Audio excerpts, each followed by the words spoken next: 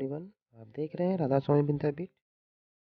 पिछले क्लास में हमने हिस्ट्री में देखा था महाजनपद और 16 संस्कारों के बारे में, और आज देखेंगे प्रमुख धर्म के बारे में। आइए शुरू करते हैं। देखिए, जैसा कि हमने पढ़ा था ऋग वैदिक काल, जो 1500 से 1000 ईस्वी पूर्व का कार्यकाल है। इस काल में पूजा पाठ जो होता था, जो यज्ञ जो होते थे, वो सामूहिक रूप से होते थे, जो बहुत ही आसानी से हो जाया करता था। लेकिन उत्तर वैदिक काल, जिसका कार्यकाल 1000 से 600 ईस्वी पूर्व है, इसमें यज्ञ का महत्व बढ़ने लगा। इस काल में जो पूजा पाठ होते थे वो कर्म कांड के रूप में होते थे। वैदिक ग्रंथों में कठिन भाषा संस्कृत का उपयोग होने लगा, और छठी शताब्दी ईसा पूर्व में भारत में कुल 72 समुदायों का भी विकास हुआ। तो इन सब विभिन्न कारणों के फलस्वरूप धर्म की उत्पत्ति हुई। प्रमुख धर्म इस प्रकार हैं। पहला है जैन धर्म। जैन धर्म के संस्थापक ऋषभदेव थे, जो इस धर्म के प्रथम तीर्थंकर भी हैं। जैन धर्म के प्रवर्तक को ही तीर्थंकर बोलते हैं। और जैन का जो अर्थ होता है वो विजेता होता है। विजेता करने का मतलब कि जो अपने वाणी, मन और अपनी काया पर विजय प्राप्त कर ले, तो इन्हें जैन बोला गया। जैन धर्म में जीवों की हत्या को पाप माना गया था, और इसी कारण से इस धर्म में जो कृषि नहीं होते थे, कृषि और युद्ध नहीं होते थे। लेकिन यहाँ पे व्यापार और वाणिज्य को महत्व दिया गया। जैन धर्म के धर्म में पुनर्जन्म तथा कर्मवाद में भी विश्वास करते थे। इनके अनुसार जन्म और मृत्यु का जो कारण है वो कर्म फल होता है। इस धर्म में आत्मा की मान्यता है, लेकिन ईश्वर पे इस धर्म में जो लोग थे वो ईश्वर पर विश्वास नहीं करते थे। 24वें जो अंतिम तीर्थंकर हैं जैन धर्म के, वो स्वामी महावीर थे। शुरुआत में इस धर्म में मूर्ति पूजन का प्रचलन नहीं था, लेकिन बाद में महावीर और इनसे जो पूर्व तीर्थंकर थे सभी, उनकी पूजा मूर्ति पूजन के रूप में आरंभ हो गई। प्रथम और 22वें तीर्थंकर का उल्लेख ऋग्वेद में मिलता है। प्रथम तीर्थंकर ऋषभदेव हो गए और 22वें तीर्थंकर कृष्णनेमी हो गए, तो उनका उल्लेख ऋग्वेद में मिलता है। 23वें तीर्थंकर पार्श्वनाथ थे, जो काशी के इक्ष्वाकु वंशीय राजा अश्वसेन के पुत्र थे। इन्हें झारखंड के गिरिडीह जिले में समेत पर्वत पर ज्ञान की प्राप्ति हुई। पार्श्वनाथ ने शिक्षा दी थी कि हिंसा नहीं करना, सदा सत्य बोलना, चोरी नहीं करना तथा संपत्ति नहीं रखना। और ये जो 4 शिक्षा थी, इन चारों को चतुरायन धर्म कहा गया। पार्श्वनाथ के जो अनुयायी थे उन्हें निर्ग्रंथ कहा गया है। ठीक है, देखिए, अब है जैन धर्म के जो वास्तविक संस्थापक थे। ऐसे तो ऋषभदेव थे, लेकिन जो वास्तविक संस्थापक थे वो स्वामी महावीर को माना गया है, जिनके पिता का नाम सिद्धार्थ था। और स्वामी जो महावीर थे, उनके बचपन का नाम वर्धमान था। उन्होंने अपने जीवन काल में एक संघ की स्थापना की, जिसमें 11 अनुयायी थे, जिन्हें गंधर कहा गया। उनके पिता सिद्धार्थ ज्ञात्री कुल के राजा थे तथा माता का नाम त्रिशला था। ये लिच्छवी के राजा चेटक की बहन थी।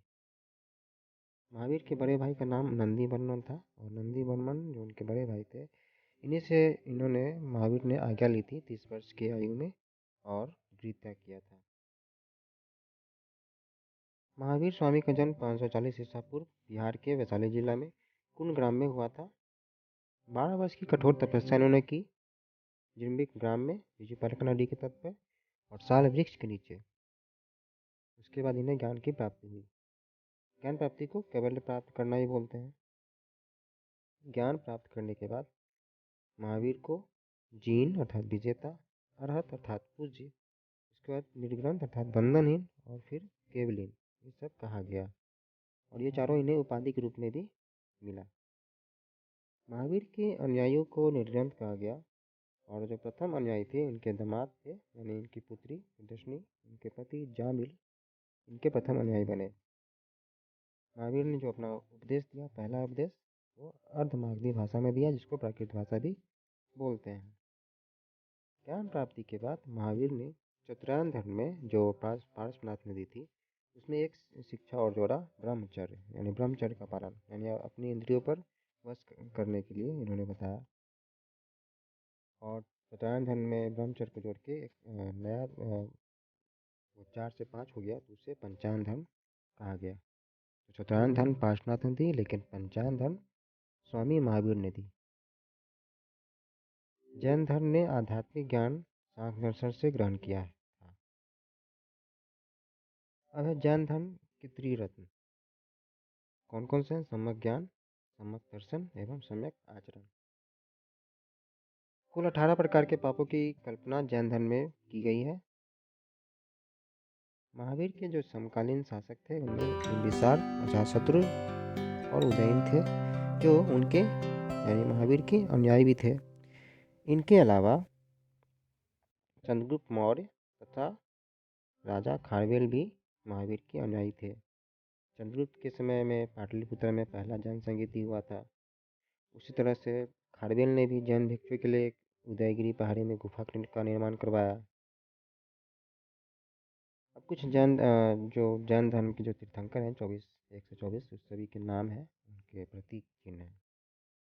उनको मैं फिगर के माध्यम से भी दिखाने की कोशिश किया हूँ। तो अगर समझ में नहीं आया तो आप फिगर देख के भी समझ सकते हैं, याद करने में भी आसानी होगी।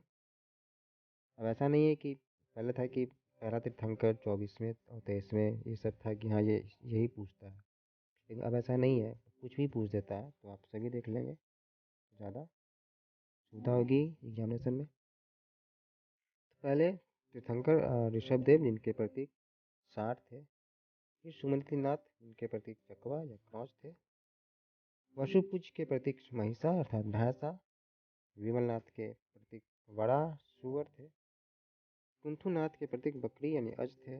नेमिनाथ के प्रतीक नीलोत्पल थे। तो इसी तरह से कुल 24 तीर्थंकर उनके प्रतीक हैं, आप इन्हें देख लेंगे और स्क्रीनशॉट चाहे तो ले सकते हैं।